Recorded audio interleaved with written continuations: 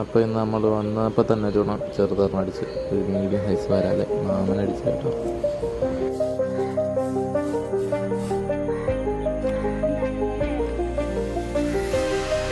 ഇപ്പോൾ നല്ലോണം അത്യാവശ്യം നല്ലോണം വിഴിഞ്ഞിട്ട് വായിക്കകത്ത് നല്ല രീതിയിൽ ഊക്കപ്പായിരുന്നു.